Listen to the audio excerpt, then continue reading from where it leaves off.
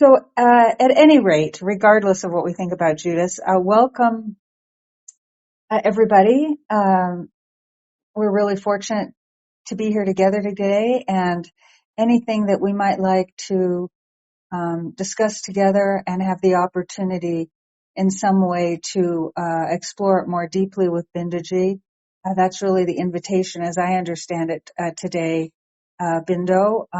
It doesn't have to be something pre-prepared or anything. It's really just what's on our hearts and our minds as we're doing these inquiries. Bindo, would you like to say anything else about today? And then we could see if anyone would like to come up and talk. Well, nothing particular. Only thing is that we want to make it a less rigid room so that, people do not feel that, like the Upanishad classes here also, there is, restriction on coming up and asking questions. That there is no such a thing. That's why we kept it as Q&A. But then some people thought Q&A is also related to the Upanishad. That is why we had to change the name to open discussion. So that, there is no restriction as to what you want to discuss. If it is known to me, I'll answer. Otherwise, I'll straight away say I don't know anything about it. I have no problems on that. So that is what I want to say that. And if there is anybody in the audience whom I know can give a better answer, because I am not well versed in that subject, I may ask such and such a person to come up and help me in clarifying one of your answers. So that being the format, Shashank raised the hand first. So if you are going to go ahead with that, Atmisha, you can get Shashank on board.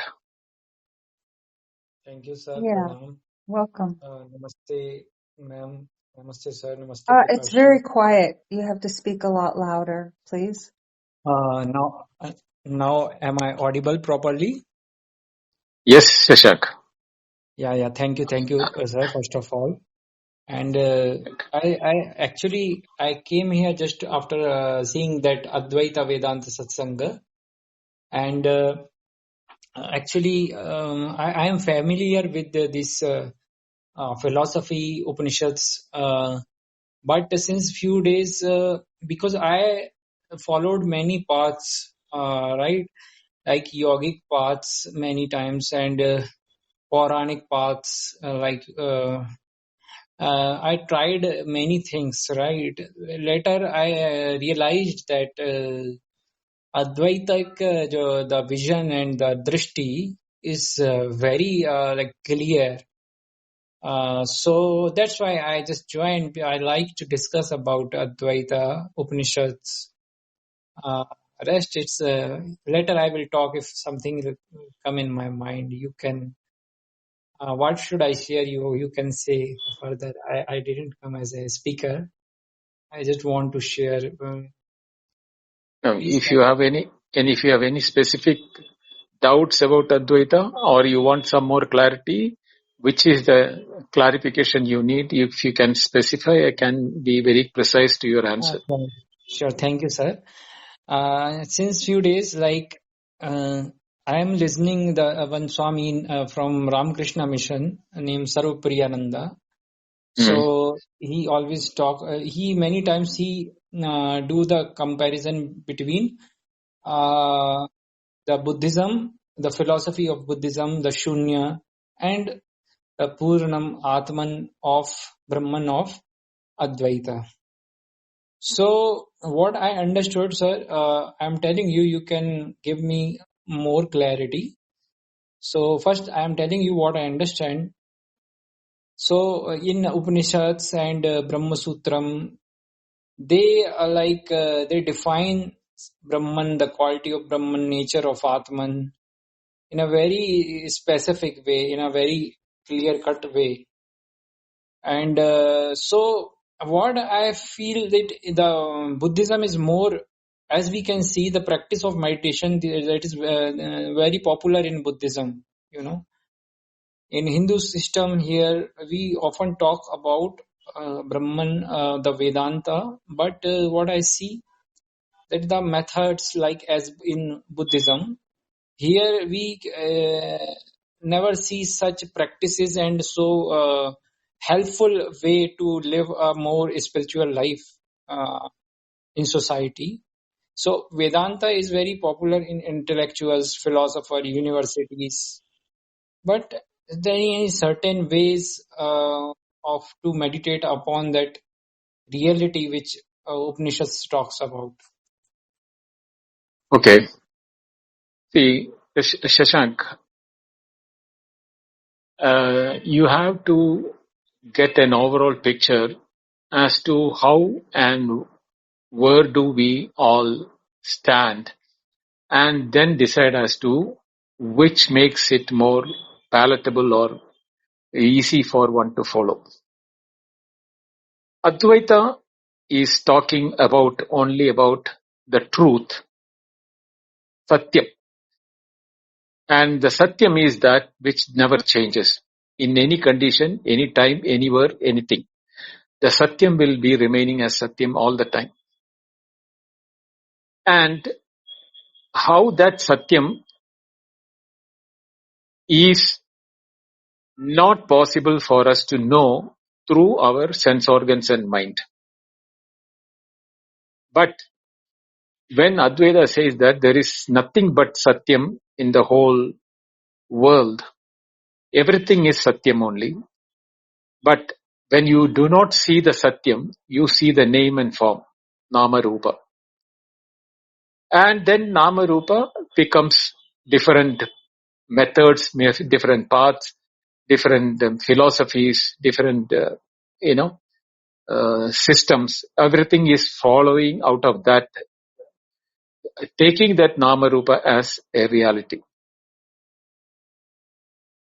So the Purana method, the yogic method, the Buddhistic method, all of them are right in their own point of view. All religions are also for the humanity. So there is no problem with any religion or anything which we are saying. But then there are certain aspects of religion which are not discussed at all in Advaita. Advaita is not a religion. Advaita talks about the truth. And that truth is same for everyone. There is no God in Advaita. Only Brahman is there. Ekameva Advitiyam Brahma. That is what it is. So when you are talking about meditation, Buddhistic method, etc., are all steps before knowing Brahman or before knowing what is Brahman and how it is. Because it is only through the mind we have the access to all information, knowledge. So the knowledge to be understood, there should not be kashayam or malinam in the mind, which is the dirt in the form of doubt and opposite knowledge or ignorance, etc. So to remove these things, there are methods. Those methods are accepted by the Advaita before the student becomes prepared and ready for Advaita. So if you are not able to concentrate your mind, you need to learn how to concentrate your mind. And when your mind becomes purer, Chitta Shuddhi, when it comes, then you will be able to think about the higher realms and higher fields of knowledge. And you need to be an extremely intelligent, without any sort of doubt and opposite knowledge or ignorance in your mind to understand Advaita. So Advaita is the ultimate. The thing is that because it doesn't fight with anything. It is not opposite to anything. Advaita accepts Dvaita, accepts Visishta Advaita, accepts Christianity, accepts Islam, accepts everything in this world because it has nothing to do with religion. What it is says that The world which we are saying now is due to what your quality of mind. And that mind is not the same for everyone. So each one sees it in different light. That is what the reason why there are so many paths, so many religions, so many teachers, so many methods, everything is available. So this being the total picture of the Advaita relation with other practices, you are now given a picture of the whole thing. Now, I would recommend you, my YouTube channel is called Advaita Retold, or you can search with the handle Advaitic Talks, youtube.com/@Advaitic Talks. You can reach there. There I have taken many classes. I have uploaded all of them in the YouTube. Most of the classes which I have taken here in this room is available as replays. But if you want to listen to the earlier ones, it is all available in YouTube. I would recommend you to, just as you have been listening to Sarvapriyananda, you can listen to the classes which I have taken and you can get a better idea. You are always welcome to come and ask me questions. And if you want to send me a personal question, my email is given in my profile. You can send me an email also. Thank you, sir. Sir, when you says, actually I texted a message, I didn't want to disturb your flow. I want to, please can you put more light on when you says opposite knowledge, because I heard this word from many other scholars as well. So can you put more light on this? See, it is just like that. When I am saying this is a rope, you are seeing it as a snake. That is the opposite knowledge. Because rope is jada, without life, without movement. But you are superimposing on that the snake and thinking it is a live snake which is going to hit you or bite you. This is as far as the example is concerned. But as far as Advaita and the opposite of Brahman is that when it is Brahman, in Brahman there is no birth, death, creation, time, space, anything. So when somebody thinks that there is a creation in reality and the world is real, then there is an Ishvara who is creating, etc. When it is being thought about it, they are not ready to accept Brahman. So that is because just the person who is seeing a snake is not able to accept the rope. And until the same way this person will not be able to accept, because there may be different reasons for him that he may think that if he doesn't show that the God is real, the God may get angry and punish him, or he may be at the mercy of the God, etc. That may be the fear because of which, like the fear of the snake. That is the fear of the person who is thinking that God is the creator. So same way, if you think that this is all called opposite knowledge. Brahman is not something from which you can have creation, because everything is Brahman. Then where can the creation come out of Brahman? Because even space is inside Brahman only. So how can there be something outside Brahman? That is why Advaita says that those who are seeing as duality is because they are not seeing the reality. Like the one who is not seeing the rope is able to see the snake that way. Sir, thank you so much. A very genuine question, a very life-related question now. I want to ask last question by my end, sir. See, we are as a seeker, I also spent 10 to 15 years in the, sometimes I lived in different communes, ashrams, and reading the various stuffs. You are much older than me, and I can understand that you also you might spend too much time, and you I can understand like what you are saying. It came from much experience. Sir, I want to ask you, as a seeker, I got much bliss in this path, but still there is something, the uncertainty. There is something like still, like which I want to realize, to know. Like, so, as a senior person, I want to ask you: is there any such reality which gives you complete peace, final peace, final bliss? What you I want to know by your experience. Is there anything which really gives you that bliss which our shastras mention? That the moment you realize that what you think you are is the reason why you are not getting the bliss, then you will like to know what you really are. And when you know that who you really is, then that you whom you thought was giving you unhappiness, you are no more connected with that. It is just like you are having a bad dream, and when you wake up, that bad dream is no more haunting you or giving you any trouble, because you know that that is not a reality. Same way, in the waking, when you know that you are not the body, because your body has been going through changes from the childhood till now, and it is going to go through further changes till you die. So you are not the body.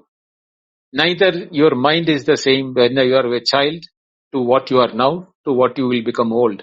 So you are neither the mind, neither the body, nor the body, because they are changing. But there is something in you from the child till now which has always remained that you. That you is not known to you, because you are dealing with the body sometimes, you are dealing as a mind sometimes, but you never has known you as what is your true nature. Therefore, the problems in life or unhappiness in life is because you thought you are the body or the mind. The moment you realize who you really are by Advaitic principles, by doing Shravana and Manana Nididhyasana of Advaitic principle, you will be knowing your reality, and that reality, knowing that alone is enough, that you are always Ananda Swarupa, Satchidananda Swarupa. That when you know that you is your Swarupa, in Ananda, how can there be unhappiness? There is no way where Ananda is there, unhappiness also is there. No, that cannot happen. Thanks a lot, sir. Thanks for this wonderful insights. It is really helpful. Thank you. Thanks a lot. Pranam. This satsang is very precious. Pranam. Thank you, Shashank. Yeah, thank you. And just now that there's a few more of us, just to reset, and also Shashank, since you're new, we always have gather here on Wednesday, Friday, and Sunday at 8:30 p.m. IST. On Wednesday and Friday, we have the Upanishad classes, and we're now at maybe the 32nd or so class on the Taittiriya. If people are new, it's recommended to at least listen to the first several and most recent several of that Upanishad before, to get a grounding in those classes, and catch up with other classes on YouTube or here is a very good idea. Many of us have been here since the early days of Clubhouse, and get on the same page of Bindaji's very clear and sometimes unique teaching. But what we want today now is, if there are things that we're really wanting to discuss together, it can be one-on-one, questions are fine. But also if we are just having thoughts, especially, for instance, last week, there was discussion again about what is consideration of deep sleep really giving us in terms of self-recognition and so forth. So sorry to talk, but just trying to help us, to support us. It's really up to every one of us. If we want to have a different, more open kind of discussion that this is attempting to have today, then it's up to every one of us, in my view, to be here and to bring forward that discussion. It's always been open and available, but I think we just need to push ourselves a little bit. So is there anyone would like to come up? Raise your hand. But is there anyone on the speaker panel? Please just feel free. I think most of us, new people are welcome, of course, but many of us know each other quite well. And so they know what I'm indicating. Just jump in. Stoic. Namaste, Binduji. Namaste. And namaste, everybody else. Good evening to everybody. Artemisha ji, Prashant, Karen, Ganesh Prasad ji, Srinivas ji, Shashank, and everybody else. Last time, Binduji, I was here, I could not ask you the question. I had to leave in the middle. So there's a question that is still in my mind. I would like to ask that.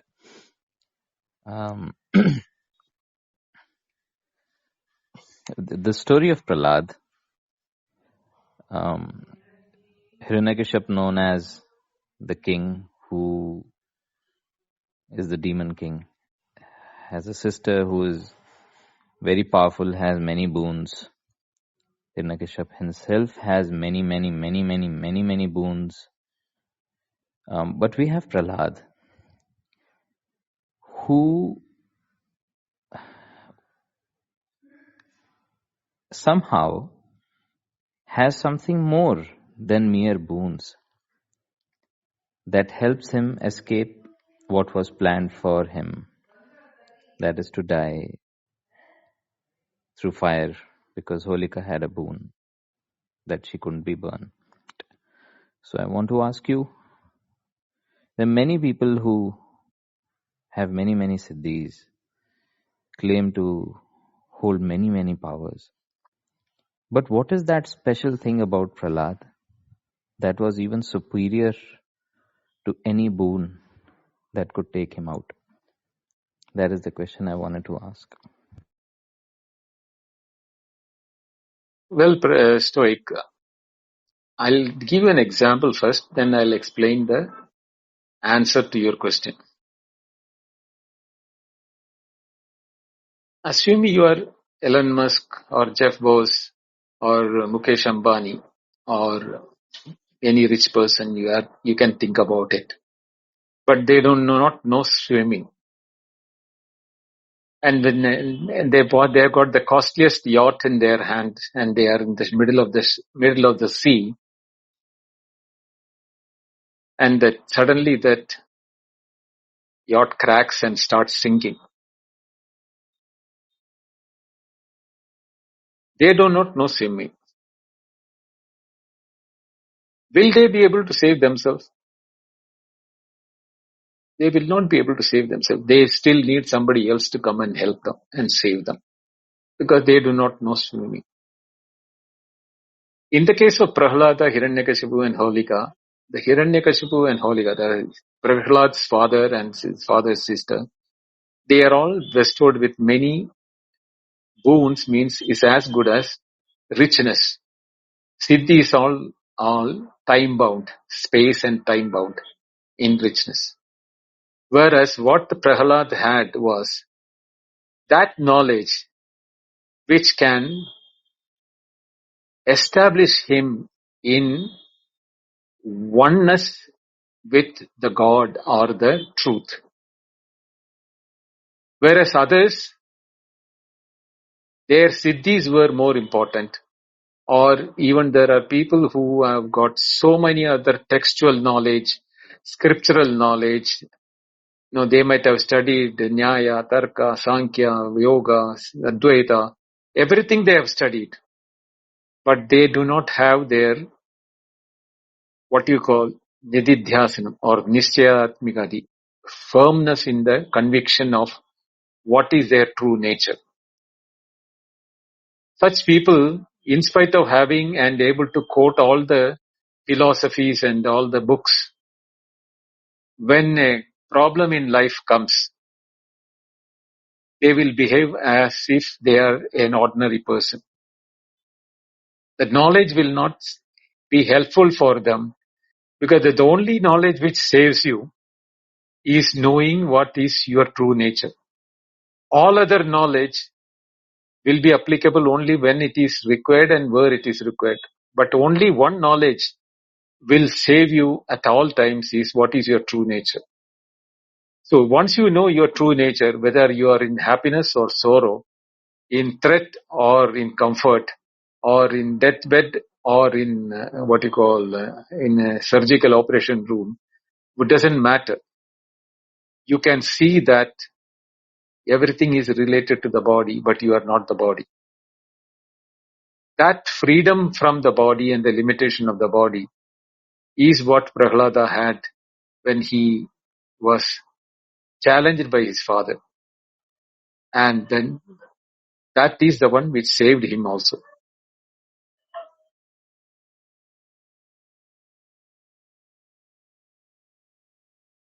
How beautiful. Thank you very much for sharing, Bindaji.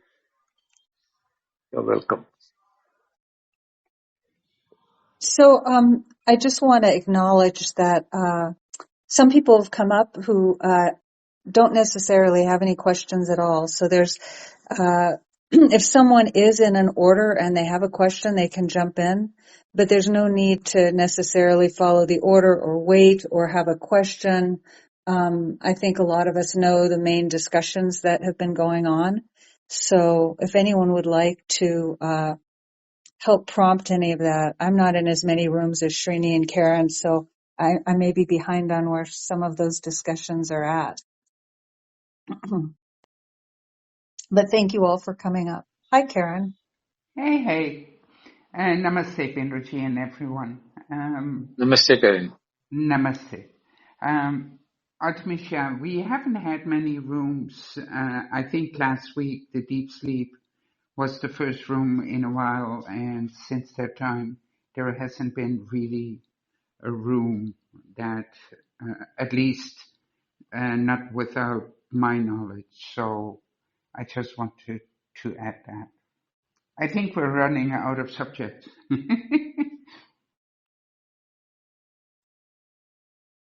Well, you want me to discuss on deep sleep or what is? That would be so nice, because you've been listening to us, right, in that room. Yes. So if you can give some pointers where what we have been missing, or what we have ignored, anything you can add on to it. Okay, Karin. Before coming to you, I'll take Srinivas, Ganesh and Sat, their questions. If they are not smaller questions, I can finish them off and then come to deep sleep, because deep sleep, once I start discussing, it will take quite a lengthy discussion. So let me see if Srini.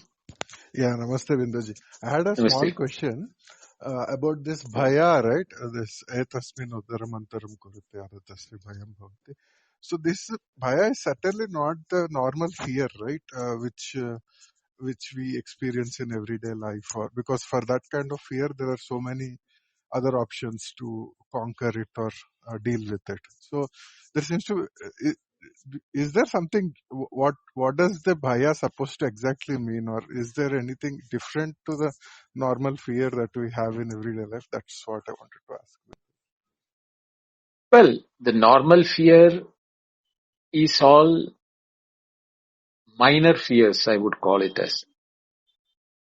But one fear which is encompassing all fears is that fear when you have even an iota of separation and you accept that there is something other than yourself. The moment you have the feeling of there is something other than yourself, even if it is God, doesn't matter. You will be afraid of God. Whatever may be, He may be the most benevolent, most merciful, or most loved, and all those things can be attributed to Him. Yet, you considering yourself as individual, limited, and what you call is alpatnya, mean of less knowledge. And Ishvara is sarvatnya. You are, limited, whereas Ishvara is omnipotent. All those limitation, that separation also, even if it is omniscient, omnipotent, you are still not considering yourself part of that. And you are worshipping him for all his blessings and boons. Even that type of a separation, if you feel it in your mind, you can be afraid of God. Forget about the other things which are lesser in nature. So what you said, the other bhayams, other fears can have answers in their respective field. For fear of poverty can be by fear having richness, etc. All those things are coming out of that duality. But here is what we are talking about is that alpamati andaram. That is why udaram antaram. Udaram means ut, and aram means ut means api. Aram means andaram. That is difference. Alpamapi antaram asti chet. Even if an iota of separation is there between you and something else, whatever it is, it can be Brahman or it can be Ishvara or it can be anything else in this world. But if you are having a separation feeling that I am separate from the rest of the world or rest of the Ishvara or rest of Brahman, Atman, all those things, then you will be having the fear. You are limited by that. So the only answer is that Aham Brahmasmi. When you know that there is no difference between myself and the whole, I am in the whole, not HOLE, in the WHOLE. That feeling is the one which will eliminate any sort of fear. That is the fear we are talking about.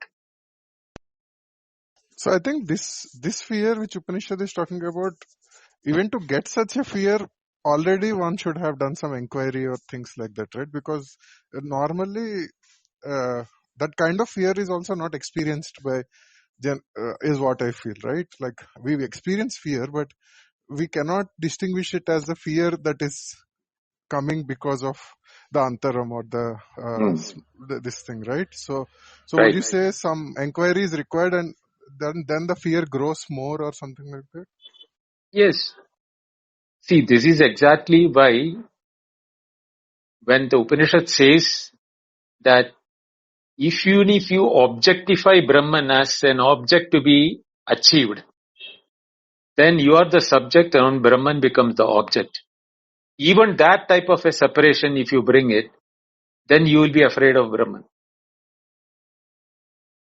So all those things which you have to understand is that Ananyatvam, when it is being spoken, that non-separatedness in Brahman, there is nothing outside Brahman. When you come to that state, then only there will be elimination of all the differences and then you will be free from the fear. That is what is to be understood. Yeah, I feel it's like that in the Pariksha Lokan Karma Chitan, in that shloka the word Nirveda is used, right? So this Bhaya, is it similar to that Nirveda word that is used? There the Nirveda is for Virakti or Vairagya. Karmachitam, after doing karma in many lives, Brahmana, Vedajna, finding that karma is not achieving that happiness, which is that Brahma, Akamahasya, which we'll be dealing it in the 8th Anuvaka of Taittiriya. That Shrotriyasya Akamahasya, that one who is well versed in the Shastra and who has no karma at all. That is a person who can be without karma. Even if you think there is something other than you can have a karma for that. Even if it is Brahma. I want to achieve Brahman. I want to achieve Brahma Jnana. It can be a karma. But when you know that you are Brahman, Atman, yourself, then where can be the karma for Brahman or Atman? That is what. Thank you, Bindaj. I think I'm guessing some of these questions will be answered in the next classes also. So, Yes. yeah, thanks for now. If any more doubts, I'll ask again next Okay. time. Thank you, Srini. Ganesh ji? Namaste, Binduji.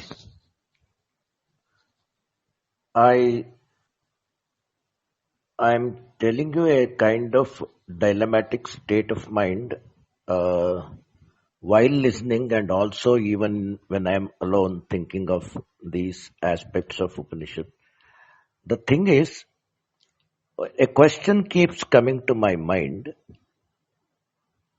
Why Shankaracharya, who has given such a long bhashya and everything, had been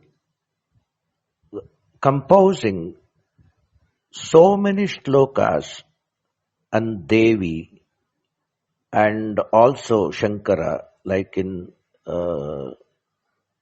what is that, Saundarya Lahari and Shivananda Lahari. And is it true that I have heard some people say, at the end of the day, Bhakti and Jnana are one and the same.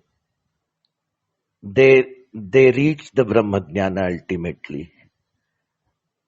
And these questions haunt and related to the bhaya aspect of this, even an iota of separation, sense of separation, will make us fear even Brahma. And that aspect also a kind of not digestible for me, because even when in bhakti Lord and devotee are there and the devotee is separate from Lord, and that sense of separation will bring again bhaya. And if bhaya is there a chance of the merging of the soul into super soul and concepts of that kind? And if not, why Shankara, the advocate of or the establisher of Advaita, had done so much into the aspects of shlokas and bhakti, and he was also called a Shakta and things like that. He was into everything. He was Lord himself, people say. And in that case, bhakti and jnana, between that, where does this bhaya ultimately get quenched or get eradicated? This Okay, is my Ganesh. question. Okay. Very simple answer, but a very profound question. Thank you. Shankara also has been a human form dealing with the knowledge of Advaita as his true nature and having transactional world when he is in waking world. But in the waking world also, Shankara knew the reality, so he had no problem in writing, eating, explaining, conducting bhashyas, teaching students, writing shlokas or thing which he has been familiar with from childhood onwards, because he would have been taught about the shlokas and things like that, or how the worship is being done. Being a Brahmana of his nature of his own, he would have also known all the Vedic karmas also, which he is familiar with. That is why he is also using them in the Brahma Sutra for answering the opponents. So, knowing what you are will not stop you from pursuing your favorite things. His favorite things were writing poems, writing what you call commentaries, teaching students, and going on taking on challenging opponents and who were not able to accept Advaita as the philosophy.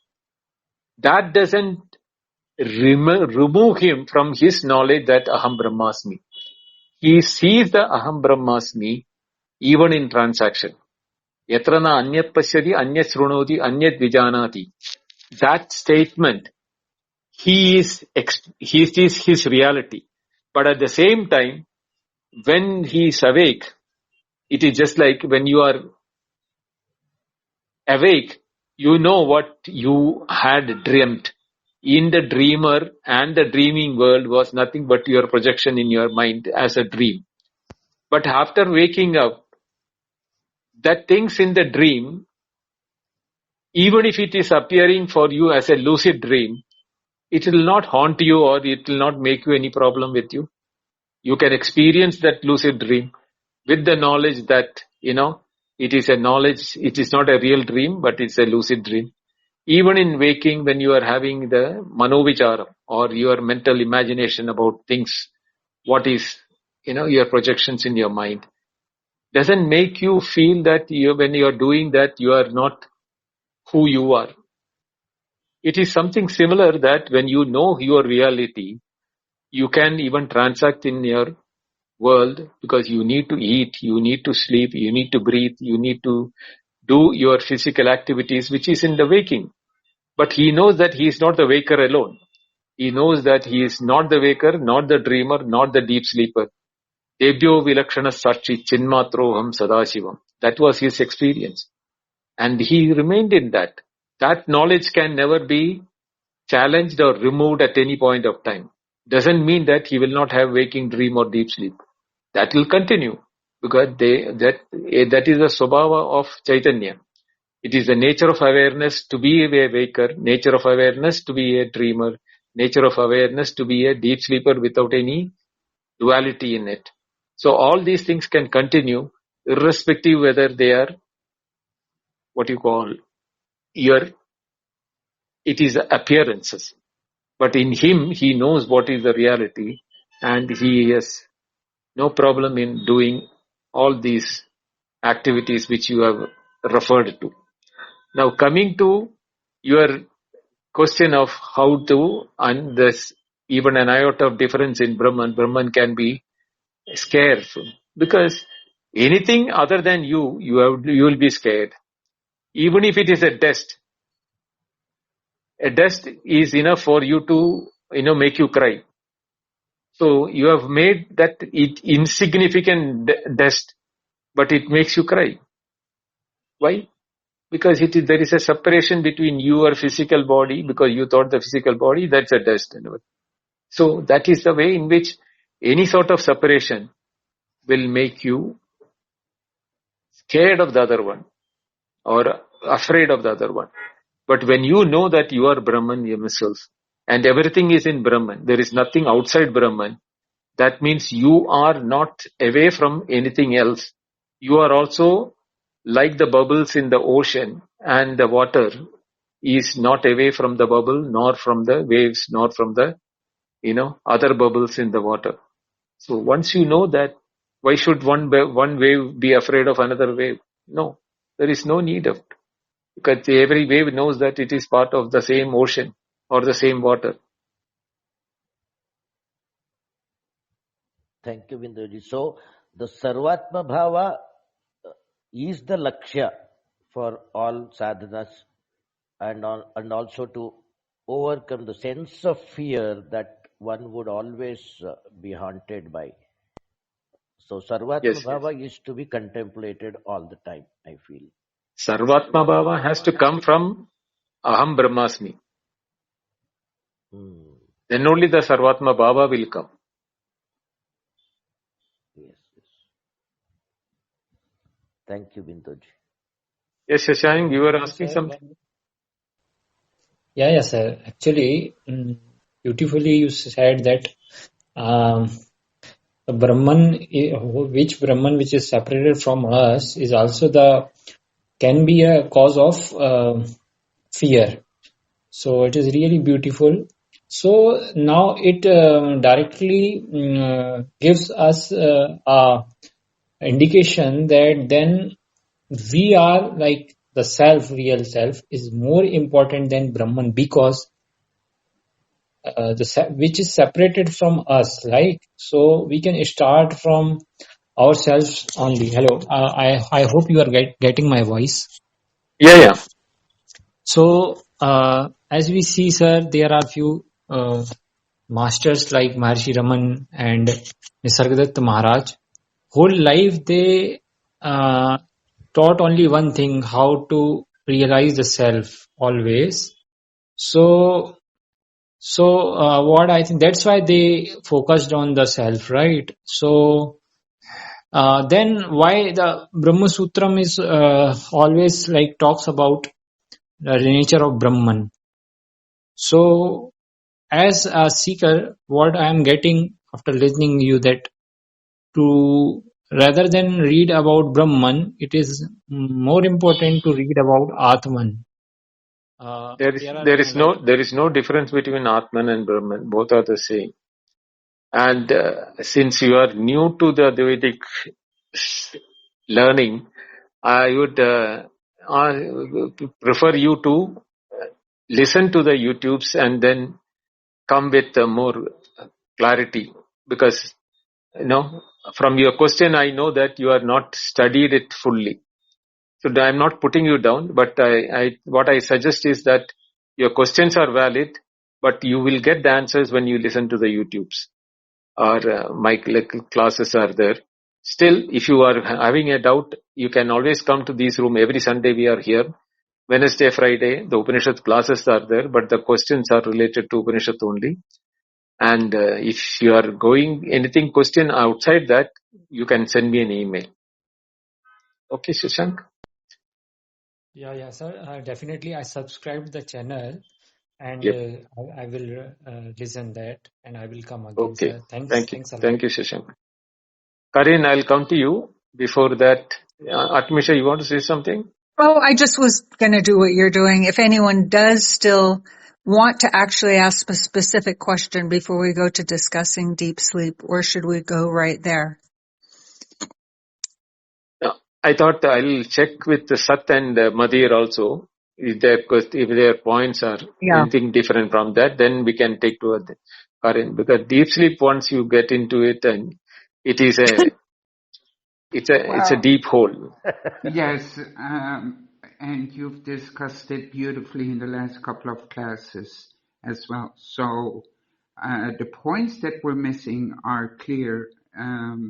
It is just that when we're discussing, we seem to forget certain things, or we seem to skip over certain things. So it is a deep hole, and if I can interrupt while you are talking when I have a question, would be awesome too.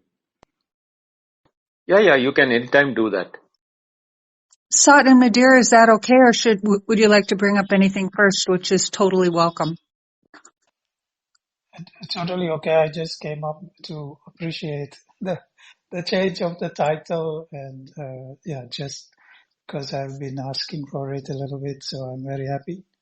And I am Beautiful. very happy with the deep sleep discussion, because I have been denying that it even exists. So So, I I'm know just it's going to be putting fun. It's going to a be little fun. fire in the thing. So yeah, Deep, thank you you and very should did much. come up too.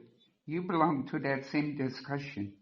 You should be up here. Yes, he should be, but it's up to him. Oh, there he is. Before As your majesty Thank you. requests. Namaste. Okay, before you start, oh, sorry, go ahead. before that, what is Sat? Your question? Namaste, Bindoji. Namaste. I have two questions. I don't know how much time will they take. So if you guys want, you can No. go Ask ahead. your questions, and I'll decide whether I can answer this or I can answer after that. At the start of Taittiriya Upanishad, there is a question, there is a dialogue between the Karmakandi and the Siddhanti, and the word Pratyavaya is used. Now, in response to one of the objection, the Siddhanti says that it is admitted that obligatory duties are meant for warding off evil consequences in the form of future sorrow. They cannot be meant for consuming actions that have not begun to bear fruit. So they are saying that whatever Ishta and Anishta karma that has to bear fruit, the Anishta karma, which are going to come in fruition, the Nitya karma, they are admitting that the Nitya karma will ward off it. Now, in the same answer, further if we go, they say that the non-performance of obligatory duties is a negation, from which an evil consequence cannot reasonably follow. So, it seems contradictory. At one place, they are saying that obligatory duties, the Nitya karma, will protect you from evil consequences, and then they are saying that the non-performance of obligatory duty is a negation, an abhava. So from abhava, how come something which is positive, since they are taking the evil consequence as positive, can come? So some clarity on this word pratyavya. Should I ask the second question now or first this? You can ask the second question, because this needs a long answer, which I will do it in the Wednesday class, Sat. You are coming, no, Wednesday? Because Okay. in that class I can answer that. Okay. And the second is that you last time when you were talking about unreality or asat, you gave 6 definition. And in this Upanishad, Swami Gambhiranand has mentioned in footnote about 4 kinds of. Since I use the word unreal and non-existence as synonym, so I'm taking this that he has given 4 definition of non-existence. One is absolute non-existence, second is mutual non-existence, third is non-existence in the form of destruction, and fourth is previously non-existence. So to simplify, can I say that not even 4, only 3 can be used for unreality? One, like the case of a barren woman's son, which can be said as mutual non-existence. Second, non-existence in the form of destruction. Something which, when gets destroyed, leads to the creation of something else. So, this can be seen similar to the avyakta or unmanifest. And third, the previously non-existence can be seen as the non-existence which is the asat which is there in the world we know. Like we know that the world is both sat, asat. So the asat aspect which makes it temporary, this is what is the previously non-existing. Like the world is not going to be the same, or something in the world is going to come out of which wasn't existing before. So 3 absolute non-existence I'm not counting, because I don't think it is there, because we can't even refer to it. Second, so the first becomes this unmanifest. Second becomes what this I'm forgetting my own words. Temporariness, and one more was there. You got the gist what I wanted to ask. Yeah, I got it. Sat, what I mentioned is not about unmanifest or manifestation. The 6 types of negation, asat, or what is the used, it is sat and asat. When we say, is opposite of sat is called asat. It is not manifest, unmanifest, or nothing like that. The word bhava and abhava. So this type of formation in Sanskrit is called a nan tatpurusha samasa. That there are 6 varieties of classification which I mentioned about it. In that, this, what you said is not the one which is saying. The footnote of Gambhiranandaji is talking about a terminology which is used in the Nayayika literature, what is called is abhava, the types of abhava alone. Whereas abhava, abhava is a Nai Tatpurusha Samasa within the realm of how the negation is formatted in Sanskrit language. In the Nayayikas, there is called Pragabhava, means absence, prior absence. Pradvamsa Bhava means when the posterior absence. Then there is something called Atyanta Bhava, means absolute absence or not entity. These are the main three categories which are used in the grading. And the fourth one, which you all rightly said, is not to be, we need not consider that, because that is a technically used one which is not acceptable by many people. So the Pragabhava or the prior absence is, example is, the pot is prior absent before it becomes a pot in the lump of mud. That is what is called the Pragabhava or prior absence. The posterior or the post absence is when the pot is broken, the pot is no more there. You may see the broken pieces there, but you don't have the pot. So that is after the destruction, there is a absence. Now there is one thing called Atyanta Bhava. Atyanta Bhava means it can never be there, like the horns of a hare, or horns of a horse, or a barren woman's son. These are all Atyanta Bhava. In no circumstance there can be there is no possibility that to happen. So this is the three type of. This is only which I wanted to ask about mainly. That Yeah. this is not even Atyant Abhava, this is actually mutual non-existence. Because we are anyways referring to it. Mutual non-existence is that in a cloth, pot is not there. In a pot, cloth is not there. That is mutual non-existence. Anyonya Bhava. Okay. I was thinking that since we can't even use mud or pot if we are talking about something absolutely non-existing. So No. That is So the four categories are Pragabhava, Pradvamsa Bhava, Atyanta Bhava, Anyonya Bhava. These four categories are there. Okay. And the first question, I will answer it on Wednesday because I have to give you a definition for it.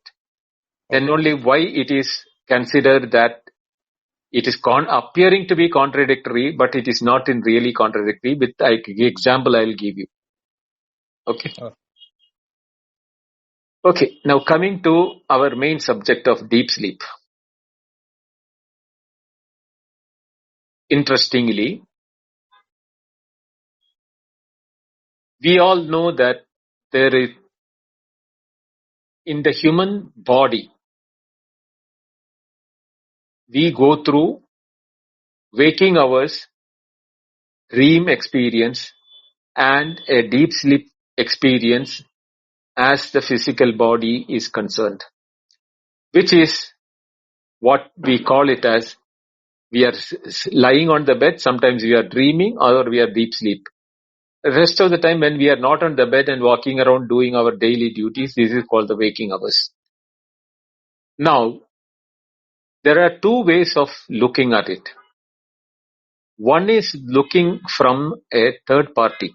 That is, I am seeing your activities of waking, you lying down in the bed, where the modern measurements of rapid eye movement called REM, which they call it as a dream state.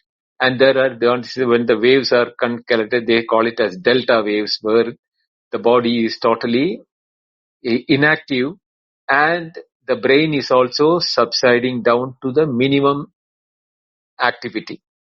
But it is not zero. That delta wave doesn't become zero wave. So this is the third party observation of deep sleep. Advaita doesn't talk about third-party aspect at all. In fact, when we go to Brihadaranyaka Upanishad, one chapter is fully dedicated to that. That is Ajatashatru and Balaki, Samvada. I think it is in the 3rd chapter or so. I exactly don't remember the number. But what we are talking about from the Advaita is that as an individual or as a person having consciousness or awareness of experiences, we have awareness, what we call it as our waking world, where there is space, time and causation and dependency on our physically established sensory inputs using our eyes, ears, etc. for our experience of the world outside. This is what we generally call as our waking experience. There is this dream experience where I'm not talking about the physical body, but from experiential point of view, there is a set of world or set of experiences of the subject and object. The subject as a dreamer, the world of object as a dream world, where the waking space, time and causation is not applicable, nor the physical sense organs of the waker is put into usage for sensing the world of dream by the dreamer for his experiences.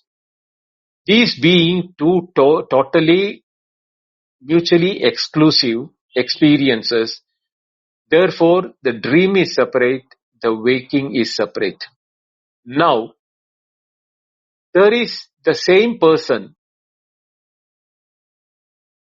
has an experience where there is no, the waking world is not there, there is no dream world is there, but the absence of these two are experienced at the same time. The experience per se has no content in it. What in we Advaita call it as Vishesha Vijnana Abhava. Vishesha means definition or descriptive nature. Vijnana means knowledge or experience. Abhava means absence. The absence of descriptive experiential knowledge in this individual, when he is not experiencing the waking and dream, is called the deep sleep. Now, the deep sleep, what is called a deep sleep, is actually not mentioned by the deep sleeper, nor the dreamer when he is dreaming, nor the waker, but the waker is able to articulate the experiences of the dream or from the memory part of it, and also from the pratyabhijna or the memory of the absence of definitive knowledge of the deep sleep. The waker is now terming them as dream, waking and deep sleep. Now the deep sleep experience of the individual is not in deep sleep alone. It is in the deep sleep when the experience of the waker comes and the waking world is being experienced. The deep sleeper is not separate from that. It is the substratum even for the waker, but the waker cannot know it because the absence is never known by anyone. So that the waker cannot say that the deep sleeper is present in the waking. Same is the case in the deep sleep also, in the dream also. So if you look at it from Advaita point of view, Advaita says that deep sleep is a substratum in which when you have yourself as the experience of the waker, you project it as a waking world. When you project it as a dream world, you are in the dreamer and the dream world.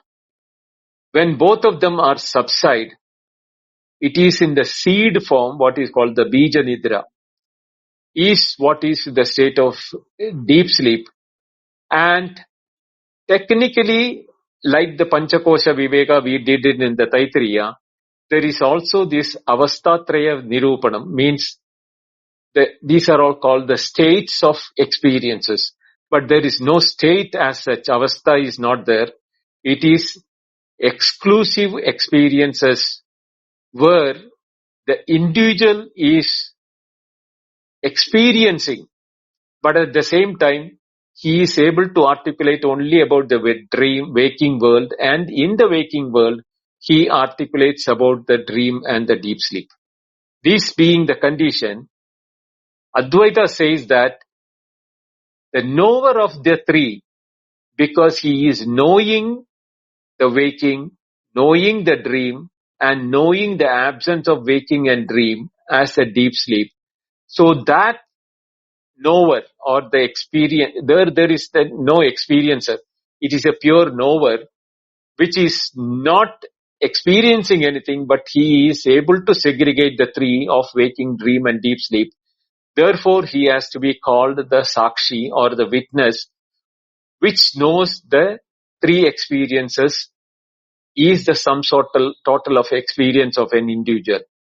Other than these three experiences, he is only a witness of the three.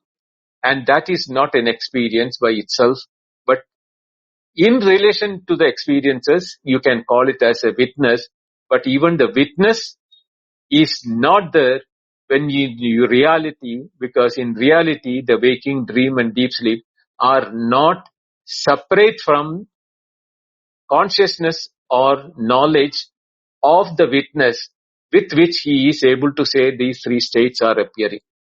This is how you are to understand about the deep sleep in sum total. Now you can ask me the questions. Okay, so if the deep sleep isn't a state like the waking and the dream, I have several things that come up, and then maybe Madir and Deep can add on to that. But from the waking, if I look at deep sleep, there's no memory of deep sleep. So I cannot really say I was in deep sleep or deep sleep was there. Because when I heard the word sleep, it means that something is not conscious. Something is not there. And that, in this case, is then the world isn't there. My body isn't there. The experience of the world isn't there. So that has retracted itself in deep sleep, right? So from the perspective of deep sleep, there is no deep sleep though, right? Yes. From the deep sleep point of view, there is nothing. Right. Okay. And so from the waking point of view, we say the body is sleeping because the waker says, I have a body, it's laying in the bed, and it's sleeping, right? Yes. That is the waker saying. Yes, that is what the awake is saying. So from the dreamer, because now my question is, can the deep sleep be experienced in the waking? Because the dream can also be switched while in the waking, that the dreamer shows up and you go into a daydream and you float away. So the question was, if deep sleep, not sleep, but the state of deep sleep, can it be experienced in the waking? Because yes. Exactly. Okay. How would you describe that experience? When you are wonderstruck, you don't realize. Okay. When you are wonderstruck, you don't realize where you are, what you are, and everything. You have no knowledge or anything about it, even your location or anything. It may be for a fraction of a second, but doesn't matter. or it can stand for 2-3 seconds also. You are in awe and you forget about everything.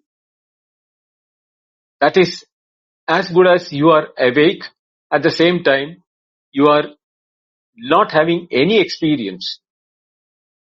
Not even the wonderstruck experience is not remembered as the wonderstruck state. Later you may remember it. That is a different issue.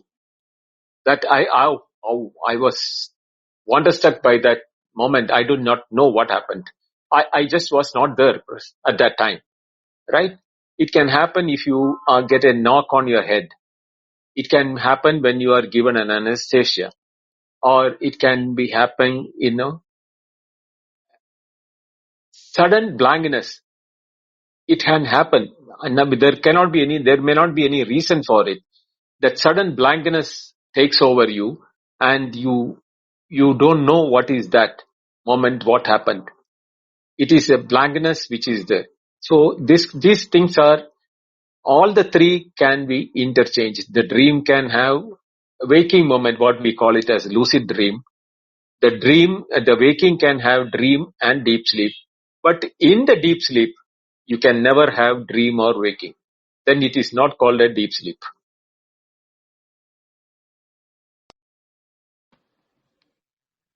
Okay. Can I ask something? Yes, Deep, go ahead. Sat Sri Akal. Hello, Sasrikal. everybody. Good evening. So in this case, Binduji, when you say the knower, right? If we posit a knower of the deep sleep, right? Does that not create a kind of division again between this is the knower and that is the known? The knower knows deep sleep, the knower knows waking, the knower knows, dreaming.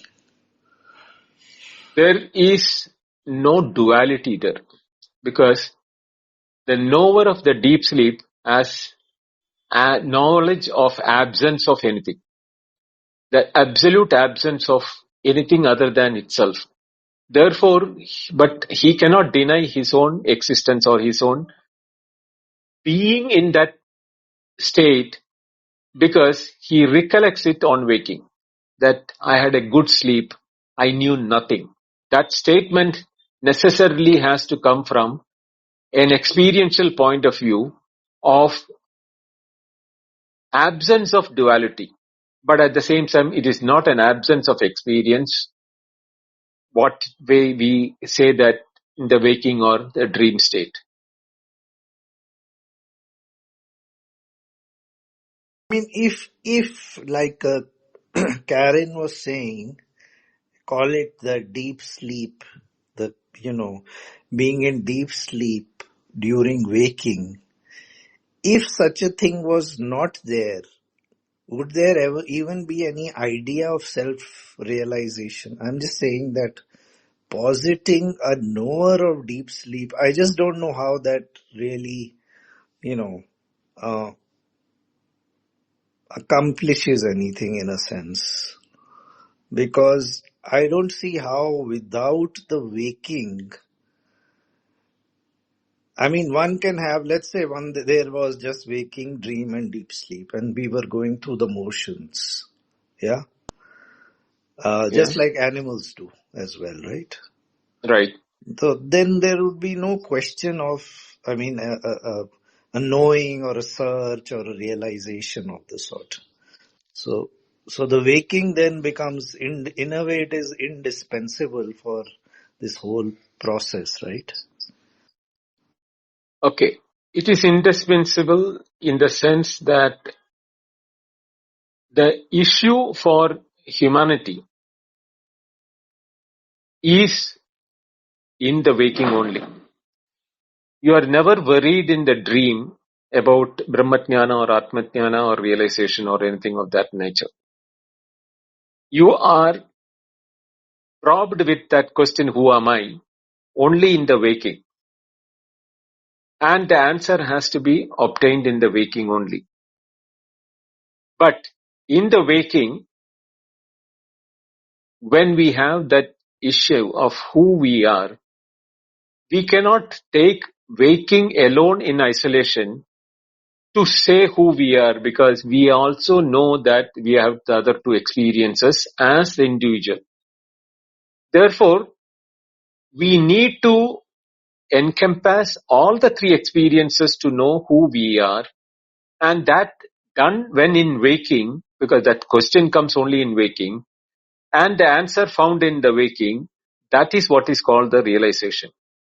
Not in the form of an experience, but it is a form of knowledge which will satisfy all the three states, and you will be in no way doubting whether you are that or not. That doubt also should not exist there. That you may get the knowledge, I am Atman or Brahman. But how are you Atman or Brahman has to be understood with the help of the Shastras, which is giving us the information. Because like for chemistry, we need to study chemistry books. For physics, we need to study physics books. For maths books. For AI books, we need to study AI books. Like that, for studying something about our own intrinsic or our true nature, the only book available in the world is the Shastra. And therefore, the Shastra has to be studied, whether you want to accept or not. But once you study the Shastra and know it, what is your true nature, even Shastra is not required. It will become Etra Veda Aveda Bhavati. That means even the Veda is no more there to teach you. It is, I always used to say that example of pole vault. You need a pole vault to vault across the pole. But then what happens is that moment you are cross over the bar, you discard the pole, because what helped you to cross over has no relevance once you have crossed the bar. So you push the, what you call the pole back to the source from where you pulled it, and then you be on the other side. So the same way, the Vedas and the Upanishads and everything which you have required for us to know our true nature will not be required, because we ourselves will be the source for that knowledge which is there, which we have been studying in the Upanishads and everything. You become the Rishi. You become the Rishi who wrote that Upanishad. Same way, you will be the Rishi who will be talking about it to others. Yeah, yes, Vindoji. I don't know. It seems to me that, of course, the logic of the three states, right? When one inquires, one has to consider all three. And then this logic of the knower of the three states is it's a nice logic for one to understand. But like what you were saying, there is no experience, and yet you were, for instance, referring to something like a or curiosity or wonder, right? And what I'm saying is that since that happens once, and so from the logic of leaving the pole as you have jumped across, the logic of the knower of the three states can certainly be left behind, and then, but if the knower doesn't fathom it, Yeah, till then the he is knower not, fathoms it, then he has not done the vault. exactly, He is still stuck. exactly. Yeah, Then he can leave the that waking happens. state as well, in a sense, or the separation. Right. You're absolutely right. Yes. Absolutely. Madhirji? Madhir? Oh, no, I'm okay. I mean, I've been, Give your logic. No, don't be Give okay your no, now. logic. so, Then you are going to start a big, long conversation. So come on, out with it, Madhir. okay. No, so in my understanding, only the waker is making inferences about any kind of states. So now Right. we are talking about three states, but there could be 5 million states. Can be. Now, yes, that means based on inferences, we have inferred the possibility of the knower. And Inference now, and experience. yes, correct. So this, but yeah. So I'll come to that experience part. But first, so it's an inference of the three states as if they are divided, but we know that they are not divided. But we will create the distinction to create another distinction called the knower. Then, so this is one exercise. Second exercise is, do I have an experience of such a thing similar to the knower? And I cannot deny that because I can say I've had, so I was using the argument or the idea of breath. So when you are not observing the breath, you can fall into sort of a lower level of breath. I don't know which words to use, so I'm just using sort of a deep breath, which is in which you are not actually using the mind or anything to know, is it moving, is it not moving? Now this phase seems to be the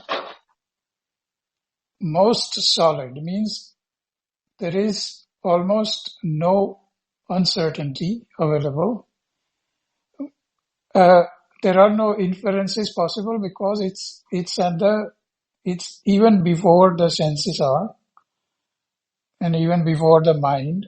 So it's like, but there is a certainty about this. There is a very high certainty. That is exactly, Madhirji. In the Chandogya Upanishad, it is said that having attained the state of being or sat, we cannot say or know that we are in a state of certainty, being or sat. And that is not possible because there is no two there to know and experience as subject-object. Because you subject and object is one and the same there. That is why that you are the certainty, whether you call it certainty, being or existence, whatever name you want it, even the names are of no use because there no names can be attributed to that. So that is the state where it is there. So my point about this second exercise is that this too is an inference. I totally agree that whatever I will say, certainty or not certainty, no subject, no object, whatever I will say will be same like the first exercise. In the first exercise, we had inferred the idea of knower. Here too, we have inferred the idea of knower. Now we can overlap these two and say, based on two inferences, that there is a knower. So this, or there is no knower. So you see, this is my sort of argument here, is to say, can I make any assertions based on these exercises? No. Can I? Yeah, I basically can't make assertions because everything we have talked about is in the space of inferences only. There, Maridhir, you have to understand one thing. The one who says I can't make assertion is the one who has experience of that state, but he is not able to assert it because he has no words to assert it. Whereas a person who makes inferences but has no experience of that assertion, he can keep on making inferences and explanation, verbalize and everything, but he has no experiential knowledge of that state. So that is why the difference between these two, when I added the word experience, it makes complete. But if you take only inference, then it is not complete. Yes, but so I agree. I mean, at this point, we will have to let go of all inferences. Therefore, every distinction from the beginning between waker, sleeper, and dreamer, and all of those things. And in the second exercise, we have to also let go of the experience and experiences. That distinction too is not to be found. And only thing we are left is with existence, where I can't say, I can't speak up. I mean, speaking up is just a description. As soon as I speak up, I come out of the deeper breath into observing the breath, in breath, out breath, and then the mind is already there, and I can say whatever I want, right? So Right. is it? So Okay. this will come up. This will come up in the following classes. Yato vacho nivartande aprapya manasa saha means there is no way you can verbalize it and no way you can mentally fathom it. So in either way, but at the same time, you are there to assert it, but at the same time you can't assert it because to whom will you assert? Because you are the only one there. Yes. Whom will you assert it? Yeah. One more connection so I wanted to make, because I did not know last week about the Abhaya thing, but I think, can I see the Abhaya part? So when I was explaining the second experiment, like falling into the deep breath, lower breath, where you are not measuring anything, but you are certain. Can I connect the Abhaya with uncertainty of the fact that I exist, kind of. It's too many words again, but I hope you're getting, can I connect to the uncertainty aspect? Because I don't think it's fear. The absence of uncertainty, you can say, is the same as assertion. What you said as assertion, point of assertion. Because the moment the point of assertion has not been realized by anybody, or he has not seen that state of being or, knowledge of having in the state of knowing his own nature, which is the substratum even for waking and dream. That's a different thing which I was telling in the beginning. That when it is not realized, the uncertainty, which we call it as uncertainty or bhaya, will be there because you are still left with duality of yourself, the subject, and everything else as the object. So there the duality, the moment the more duality comes, the uncertainty or the limitation will come, and that is what is called the bhaya. And the state of abhaya is the state of the same assertion where there is no other one, second one. Yatra dvitiyam nasti, yatra nanyat pashyati anyat shrunoti anyat vijanati is the statement. There then dvitiyam asti, not dvitiyam asti. There is nothing second. We will see it in the Brihadaranyaka Upanishad when it comes. An absence of second one is the state of deep sleep. Because there is nothing other than, you cannot say the one who is in deep sleep, because even that is not there, because he can't call himself as I am that one who is in deep sleep, as Karen has put. He cannot say that I am in deep sleep. It's a waker who will say I had a good sleep.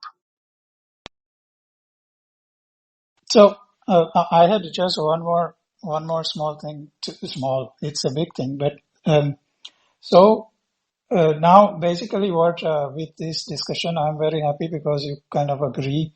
So I'm not using the deep sleep as a model to reach this. Let's say if I only use the breath, and the deep, so low breath in which I'm not actively measuring anything, means no senses.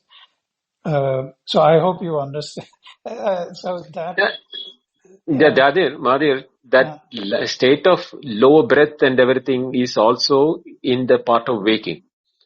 Because in the deep sleep, you do not know whether you are breathing or not breathing also.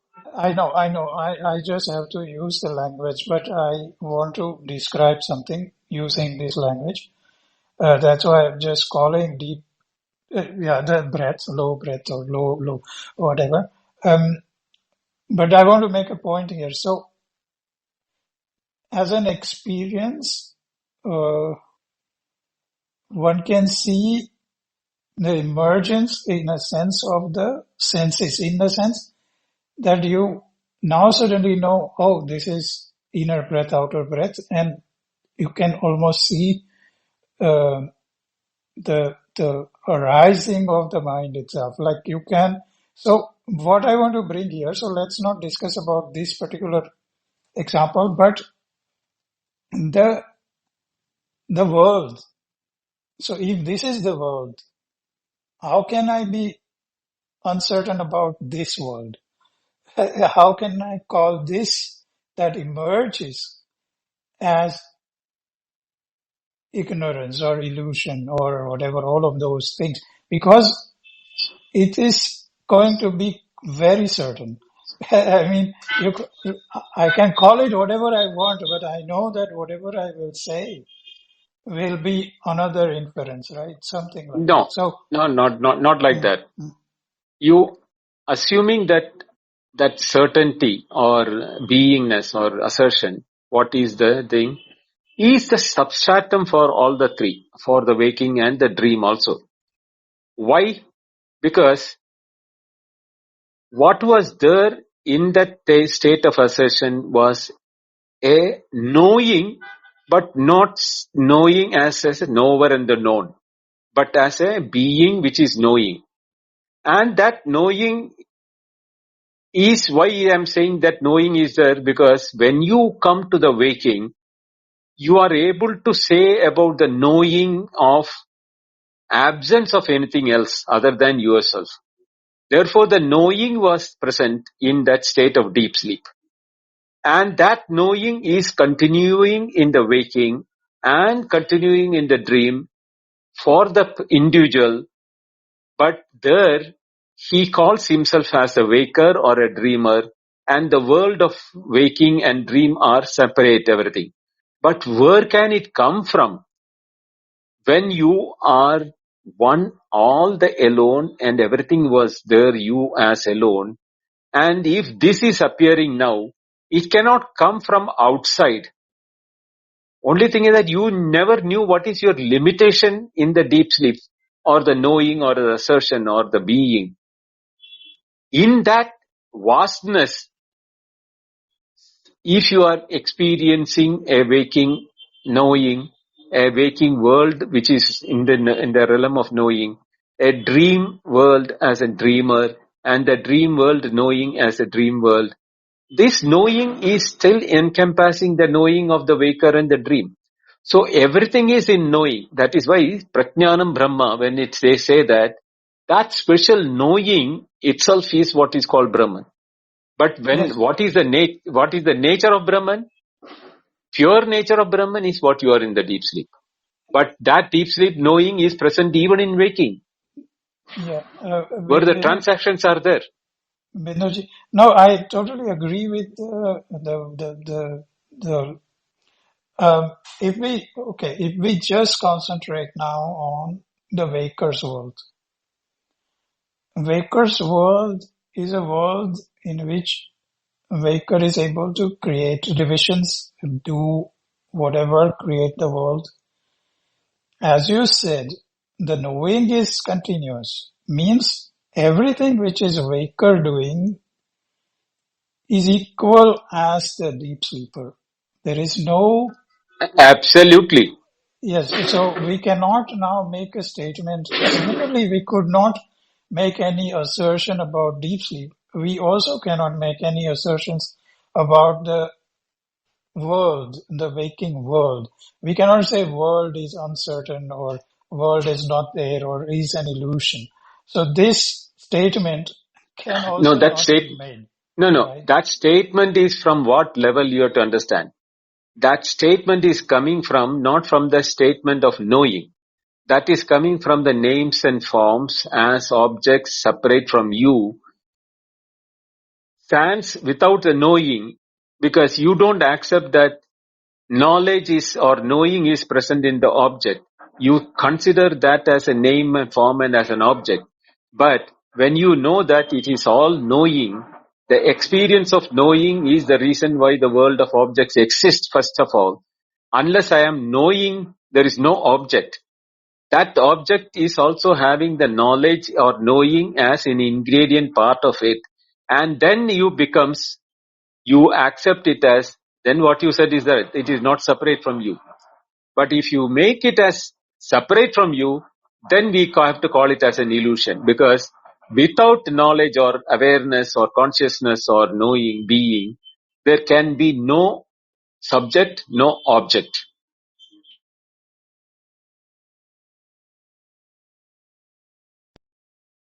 Yeah, okay. So I understand. So it is just a small statement. The illusion part is not a final statement. It's just on the way statement, right? Yes, yes. Yes. Okay. No, I'm fine. I'm very happy with this conversation. Thank you, So Thank you, basically, Madir. yeah. Thank Oh, good. Now we're all happy, Binduji. So, Thank you all. I'm also happy. So I think, That's what the entire purpose of this. Everyone is happy. That is what the entire purpose of this discussion. Yes, yes, Ganesh. Atmisha?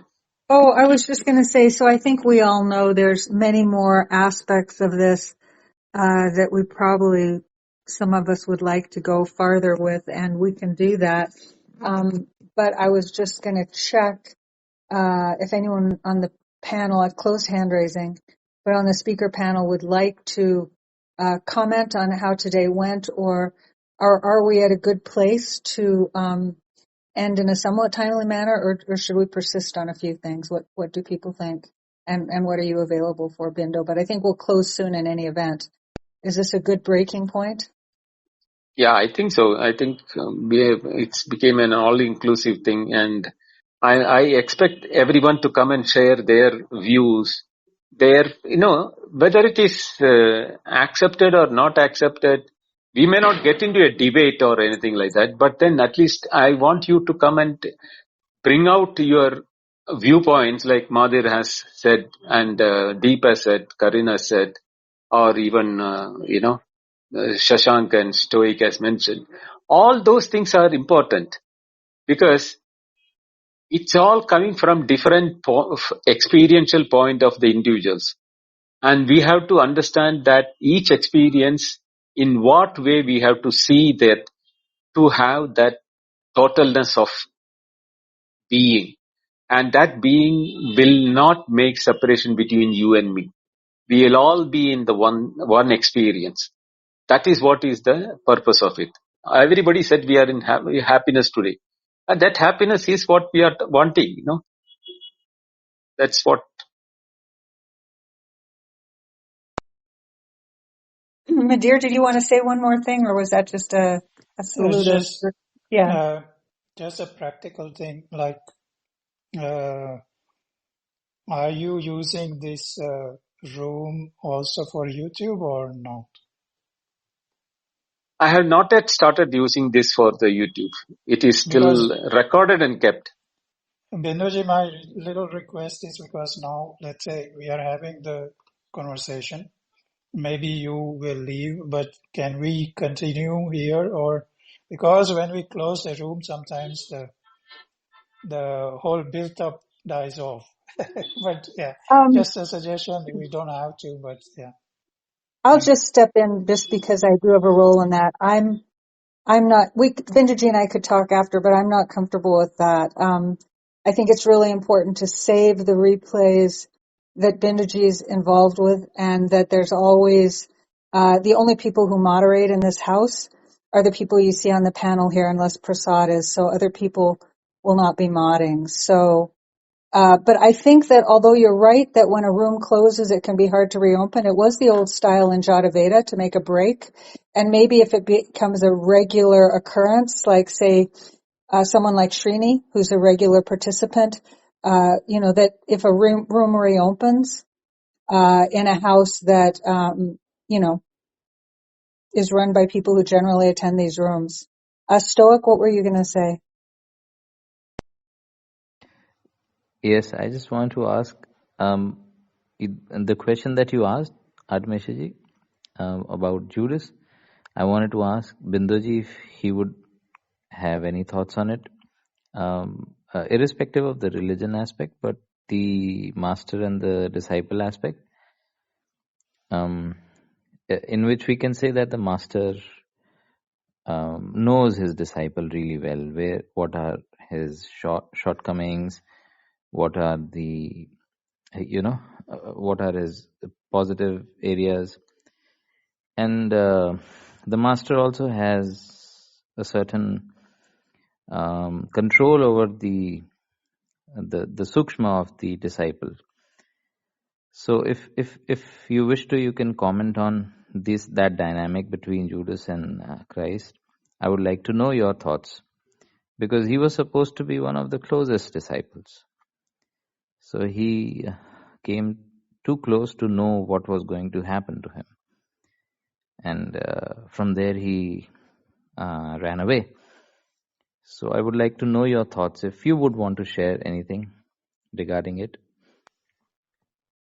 Stoic, I would personally do not want to comment on that or get into any sort of my personal views, because as the world is progressing, which let me be very frank with you, I have been observing that the level of intolerance is going high in the society and the world as such.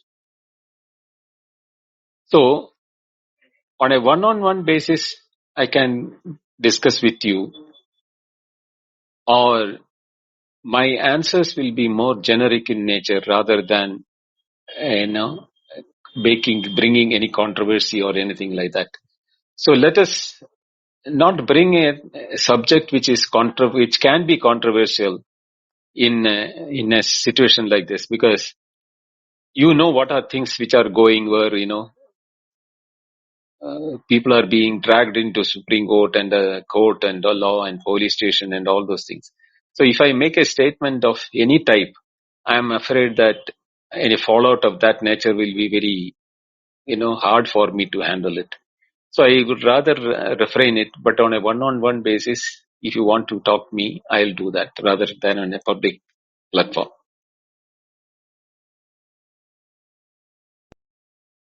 Just in reference to what was being spoken earlier, Artemisia, I don't know about, I am ambivalent about keeping the room open, which I guess you don't want to, that's fine. If one of you guys want to during the week, not on the days Binduji's here, just open a random room in this club, whether with or without replays, you could, I guess, maybe do that. Prakash is here often. Artemisia, you're in and out.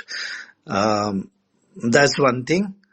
And second thing, just a little, Binduji, I don't know if you're aware, but you know that you have repeated videos of Taittiriya in the YouTube channel, like the same video is twice. At least the first 5, 6 I've noticed. I think there, deep in that YouTube, there is one thing is there is a link to podcast which also is available in the YouTube for YouTube Music people. So those who are subscribing only to YouTube Music, they will not get the video which I am posting as a video. But they will be able to get the podcast which is there in the other thing, like it is there in Apple Podcasts, Spotify, Amazon Music, etc. and YouTube Music. So those who are going into the YouTube Music will find 2 videos of the same thing, but it is mainly one is podcast and one is video, because in my video there is no visual video available. So both will look as if it is the same. That is why you feel that there is duplication in that. But in most of the places, other places where they have done the podcast separate and the video separate, the podcast is only an audio thing and there is no video for that. That is why you find the duplication in the YouTube. Got it. Okay. So regarding though what you said, Deep, and some others indicated this a little bit, let's do some outside of a live room communication, because I understand what I think I hear the real desire is, and it need not happen in this house, is can there be rooms where certain of these things are continued to be discussed in a context that has some sidebars and focus, and how can that happen? And I definitely heard that, and Binduji and I and Prakash can talk about that, but it need not happen necessarily in this house. It's a type of room, I believe I'm hearing. Is that correct, Deep? Yeah, I mean, I'm ambivalent about it. I'm just saying, since if Yeah, people are interested in that sort of thing, yeah. I don't see that it would really do any harm, provided you guys, yes, limiting the mods and one of those mods is present the whole time was probably a good idea. Thank you. And thank you for everyone's input that led to a really good room today. I felt it went very well. Prakash, did you want to say anything else before we close out? Just thank you everyone for the lively discussion, and especially to Binduji for getting into the sense of humor of how we can interpret these things in different ways. And yeah, such a nice room. Thank you everyone, I and thank did you want to, Aditya for organizing. sorry, Prakash, I did want to say that once in a while, if you want to drop in a parallel Buddhist idea, that may be interesting as well, because you know how it is. In many ways, these are very, very, very similar and sometimes contending ideas. So at least I personally like the comparison, and But because on the other hand, the generalizations, because you're going to go into such details of Buddhism, they look at the details in a little bit different way. But if you take a general, then it is very similar, isn't it? yes, that's what I'm saying. That I mean, it's usually considered anyway. I don't take too much time today, but even Buddhist ideas in the final, finally are considered as a non-dual idea. It's not really a dualistic idea, definitely, right? And so usually it's dismissed as atheist or whatever, but I don't think that is the point. But I think it is a non-dual idea. It's just that it does not stress on the self, the idea of self and transcendence and no change so much, but it's still not really a dualistic idea. So in that sense, I think it has its uses, especially for certain kind of people. A practical application, absolutely. I totally agree. Okay, can we call it a day? Thank you so much, Yes, let's Binduji. call it a No, day. Vinduji, but we'll call it a night for sure. Thank you. And thank you Thank to you, Deep. everyone who made it really possible. Everybody who came up on the stage and asked various things. And especially thank you, Prakash, and most especially Binduji. Go ahead and close us out if you would, Binduji. Yeah, you can close it out. Thank you all. I'm not cracking anyone specially. Timishya, Prakash, Ganesh, Karen, Deep, Madhir, etc. All of them. Thank you. Good night. Hari Om. Hariyo. Good night.